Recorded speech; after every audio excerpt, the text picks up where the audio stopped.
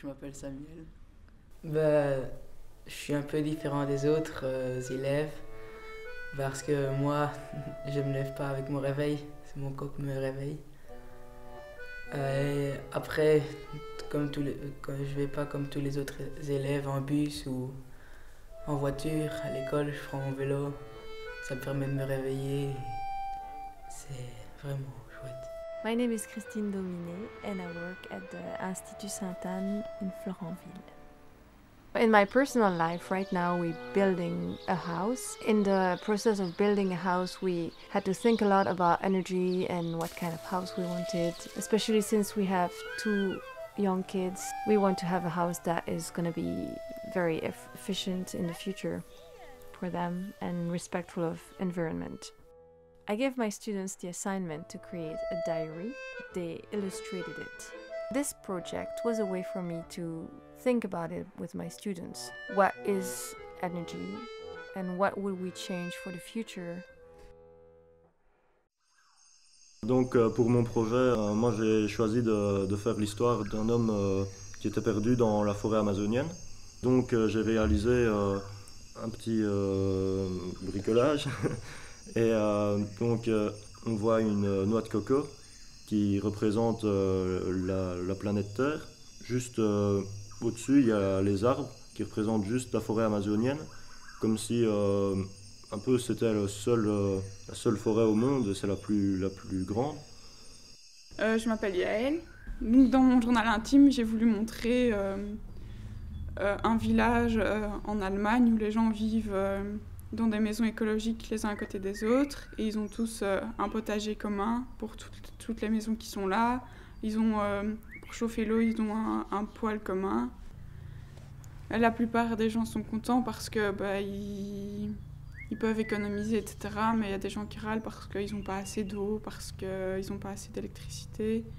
Et au niveau de l'électricité, essayer de trouver des moyens qui ne coûtent pas cher et tout ce qui est écologique, etc. Pour essayer de sauver un peu ce qui reste de la planète.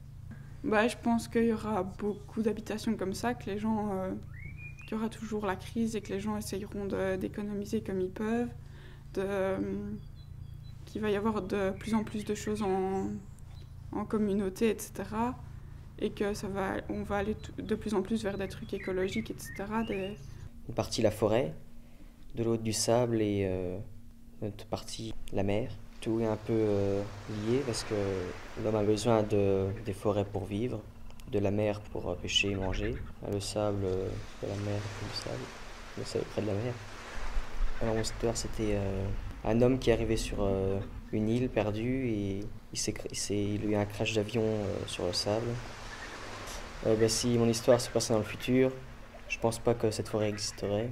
La mer serait sûrement plus bleue mais plutôt noire, avec plein de polluants. Donc j'ai choisi de faire comme sujet, je m'endormais devant la télé, puis je me réveillais, puis j'étais dans le futur. Et toutes les énergies étaient renouvelables et chaque maison avait ses propres éoliennes. J'arrive, je me réveille et je me retrouve dans une famille qui m'accueille et qui m'aide à revenir dans ma période. Donc mes parents sont venus habiter ici en Wallonie au lieu de rester en Flandre, dans une grande ville. C'est chouette car il n'y a pas beaucoup de pollution, il y a beaucoup moins de pollution, il n'y a pas beaucoup de bruit, pas de voiture, on est bien tranquille. Je sais pas, les autres élèves, pendant qu'ils regardent leur télé, moi je vais par exemple faire du BMX à ma grange, dans mon skatepark, ou aller faire un petit tour en vélo ou faire du kayak. Je trouve ça bien car au lieu d'utiliser une énergie, j'en produis en faisant tous ces sports. Mon papa, il est en train de travailler sur un projet pour son travail. Il construit un générateur d'électricité en faisant passer l'eau dans un moulin qui fait ensuite tourner une turbine pour savoir faire fonctionner une lampe ou peut-être si on agrandit le projet, faire de l'électricité pour une maison. Ma maison, l'électricité est produite par des panneaux solaires. L'eau chaude est produite par les panneaux solaires. Et nous avons une grande serre qui nous permet d'avoir tous nos produits du jardin frais. Il n'y a pas besoin d'aller chercher au magasin avec les pesticides. C'est dommage, je pense que les autres personnes, au lieu de faire des sports, ils sont devant leur télé ou devant leur ordinateur et ça consomme de l'énergie pour rien. Enfin, ça sert un peu à rien.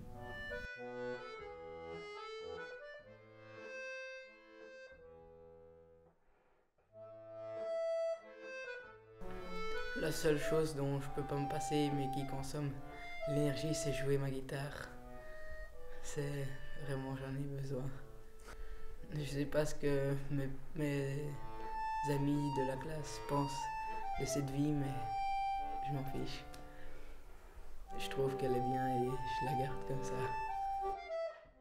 Je pense que quand je serai adulte ou majeur, je continuerai à faire comme mes parents, à faire l'énergie verte, tous mes sports, et c'est vraiment une chose que j'aimerais bien continuer.